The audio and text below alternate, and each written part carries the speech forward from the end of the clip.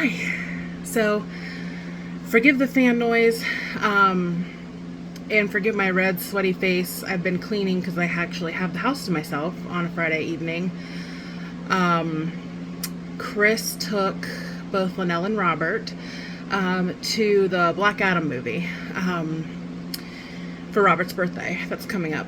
And I had no desire to go, and I also had my HSG testing today. Excuse me. So I took a Valium that they gave me to kind of help relax my body and everything. And so Chris took me to that, which was wonderful of him. We did, however, break the rules a little bit, though. I ended up driving after my Valium. I literally felt nothing as far as like its effects. So I'm assuming it wasn't necessarily just to like keep my mind calm, but like my uterus calm. Like I could totally be wrong about that, but one Valium didn't do anything for me. I've been told that I'll probably feel it tomorrow and sleep all day. I guess we'll see. So that's why I'm trying to, when I have all my energy now, to get some cleaning done. The cleaning stuff that I normally do. On the weekends, Chris is here. He usually tackles kind of like the rest of it. Thank goodness. So the people at RGI, like, I know their prices are steep, but I've also not had experience from other places, so maybe it's the same other places that don't even cost as much, but like, what a fantastic group of people. I've been to the Canton office and the Akron office. Canton office, I had my blood work done and my internal ultrasound. Chris had his semen analysis. And then the Akron office, I did have to go for my HSG testing because that's where they're equipped to do it. And it's linked up like through the Summa Health building where my dad actually had surgery. So I was kind of familiar with that area. So Chris and I took the kids back to their mom so they could go do their therapy and then go to school. Because they were on a 2-hour delay. And so Linnell wouldn't have been going to school until 11, and we would have not made it to my appointment in time. If it were normal schooling, even like therapy and then school, we totally could have done it, but it was a 2-hour delay, and there was just no way that we could make both work. So we ended up taking them. We came back and just kind of relaxed a little bit. I was off today because it's Veterans Day. And he was off. It's his normally scheduled weekend off. So we relaxed a little bit. I fell asleep, took a nap. I just kind of decided like I was going to let my body do whatever it needed to do to be ready for it. So we ended up leaving around like 9:30, and along the way stopped for breakfast at Bob Evans. I couldn't really eat. I was kind of getting nervous then. So I didn't get to enjoy it as much, and I barely picked up my plate. And then we hopped back in the car and went, and we were quite early, and I couldn't quite figure out like where to go in at. So we pulled in, and I'm like searching to see with this one pavilion building name where like what was in that building, because it was supposed to be like Suite 250, and I'm like not finding anything. So I'm like, you know what, I'm gonna troll around, and just kind of see. Of course, by leaving, even though we were sitting there for approximately 10 minutes, we had to pay $7, but whatever. And then we looked around a little bit to make sure we were in the right place, and it turns out we were, of course, so we went back in. By that time it was noon, so they told me to take my Valium like an hour before. I think it was like 11:57. So I was like, all right, I'm gonna take this and then we can go in. And I had to go to the bathroom, excuse me, so bad, but they told me like they will not do this procedure without me doing a urine pregnancy test because they have to ensure that I'm not pregnant. Which I'm like, I'm not pregnant, like my tubes are completely blocked, whatever. So I went in there. Thank goodness they could get me back right away so I could use the restroom. But I got back there, used the restroom, and they were like, okay, undress from the waist down, normal stuff. The room was small, but the lady that took me back there, I think she said she was like my nurse navigator or patient navigator. I'm not exactly sure, but she was fantastic. One of literally the sweetest people I've ever met in my life. I'm truly blessed because everyone that I have met thus far in this fertility journey, including with my with my first HSG testing have been so sweet and kind, and understanding when I'm nervous or upset with news. So it was fantastic. Anyway, so I get in there. Of course, we have to wear masks, and I'm like, oh, I can't breathe. So I get undressed. The nurse comes back in, and she's like, I'm gonna, she had me hop up on the table. She was like, are you okay? Because I had my mask off because I was just trying to like breathe and like center myself, and like I was praying, and I'm like, please let it be good news, but kind of also mumbling under my breath, like, this is not going to kill you. This is not going to kill you. It's going to hurt, but it's not going to kill you. And so I explained to her, yeah, I took my Valium at like 11:57. She's like, oh, are you feeling it yet? And I was like, I mean, maybe a little, but not really. And I said, and at that point I was like, oh, I forgot to take Advil, like crap, or Motrin. I was like, I knew I was forgetting something. Whatever. She's like, well, just take it right when you get home. And I'm like, okay, whatever. So I'm laying there, and of course she comes in and says, hey, the nurse practitioner, I don't know, whoever it was doing the procedure, she's having issues with somebody else. It'll be a couple minutes, and while I'm laying there, she's like, let me cover you up a little bit better. And she's like, do you want your phone? And I was like, yeah, that'd be great, because I saw that somebody called me. So I was like, that'd be fantastic. So I message my mom and my sister, and I'm like, getting ready to get this done, guys, please pray, I'm really nervous. Chris is out in the waiting room for me. Thank goodness he came in. I was really thankful for that, because I know he hates offices and stuff like that. And so they come in, and they were like, so have you had this done, or have you Googled anything, and has it scared you? And I'm like, I've had this done before. And I was like, it was literally the worst pain I've ever had. I said, I've had colposcopies. I said, I've had kidney stones. I had COVID, I've had surgery for my gallbladder, and I had gallbladder attacks before then. So I've experienced pain. And I was like, but this doesn't compare to it. Like, this was completely worse. So I'm laying there, and she's like, all right, I'm going to have to, put the speculum in. And the speculum usually doesn't hurt at all.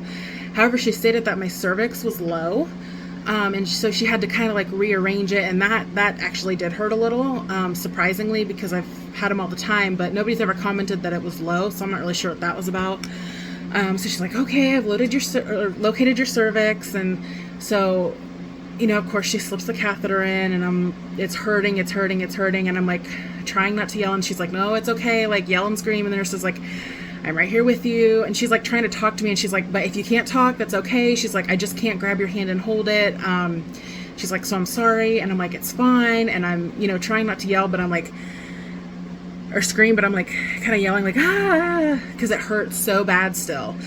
And I just kept closing my eyes, and I was like, please tell me you're done. Please tell me you're done. Tell me you're almost done. She's like, 2 more seconds. And then she was done. And I started crying, because the letdown, and it still kind of hurt. And I was like, and I kept apologizing. I said, I'm so sorry. I said, I didn't mean to yell. I said, it just hurt so bad. And they were like, no, it's okay. No big deal. We tell you to do that, whatever you need to get through this. And she's like, we got it. And I was like, okay, well, you're done. Yeah, great. And she's like, no.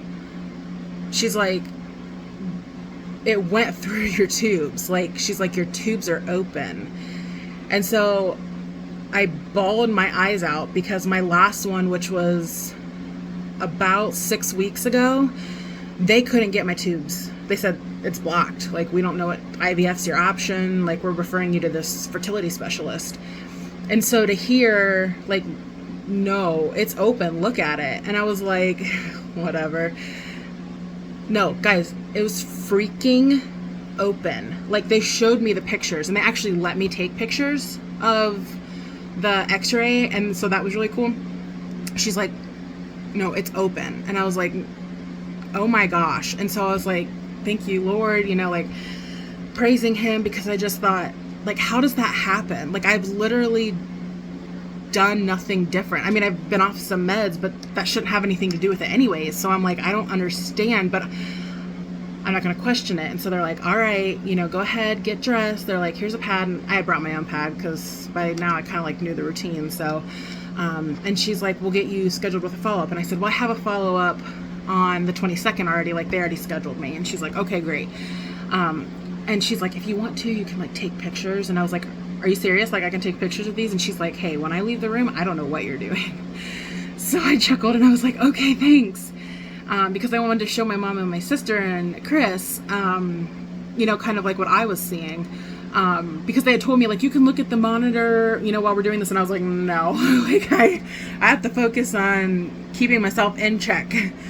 So, you know, after she came back in, you know, and before I didn't like kind of like leak out, but I stood up and it was like going down my leg and it was like really sticky, the dye and stuff. So I was like, ugh. So like everything on me was sticky and I was dripping on the floor. It was gross at this time anyways, but I got myself cleaned up. And she came back in. She's like, I did confirm you're scheduled on the 22nd. That's fantastic. She's like, obviously the doctor will go over in more detail. She's like, but from what myself and the person that performed can see, like, they're open.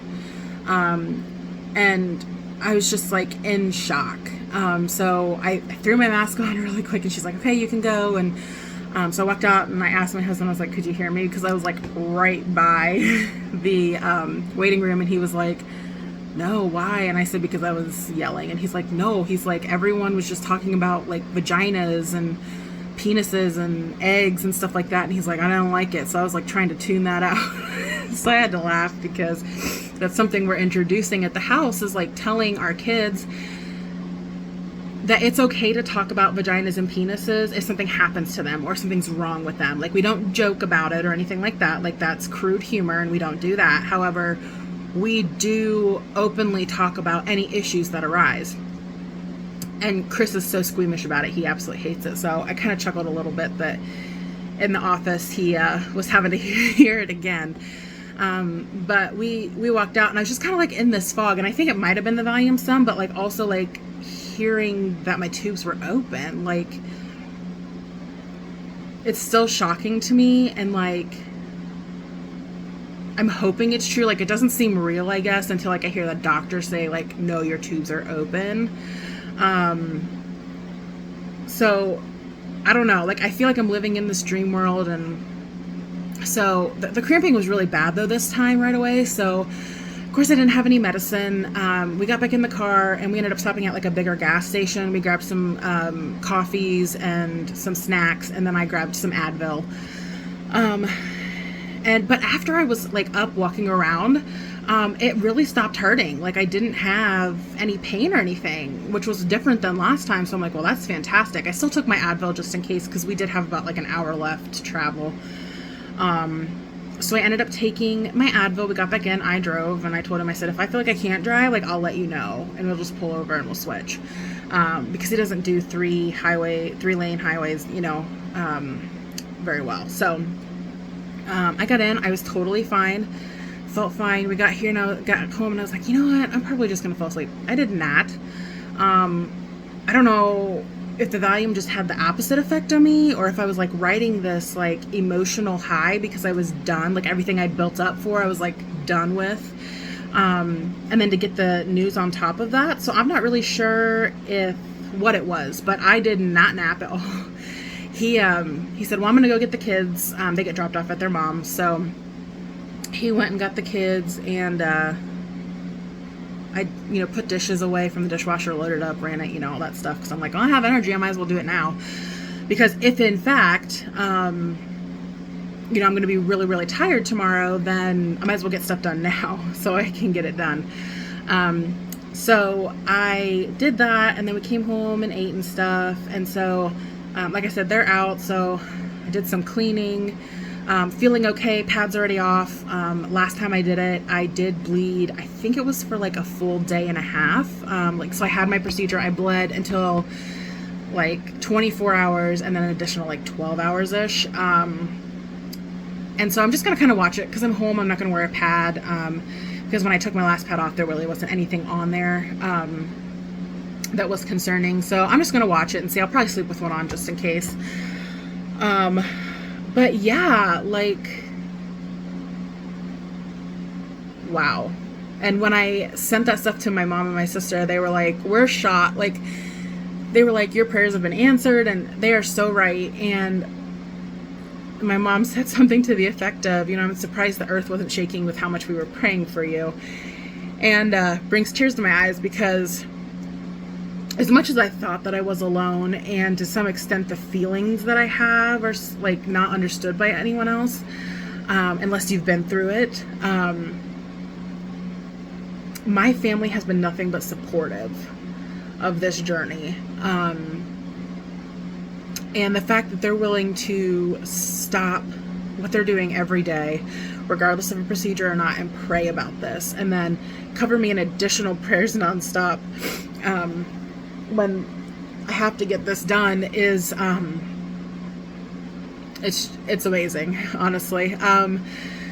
So yeah, good news. I did get my foot surgery scheduled too, so while we hope to get pregnant naturally, I really hope that we get pregnant after my surgery, so I can have my surgery for my feet, considering I can't be on my medicines anymore for my nerve pain. So, fingers crossed that everything kind of falls in line. Like I said, we do have a follow-up on the 22nd of November.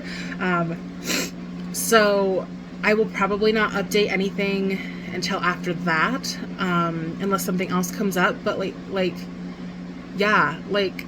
God's good.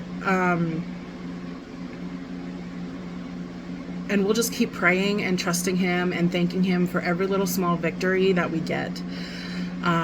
So here's to waiting, 11 more days, which is going to seem like eternity, and then not really, because of how busy we all are. So we'll just keep plugging away, and we'll just keep trusting God, and we'll just see where this goes. So good news today. Couldn't be happier about it.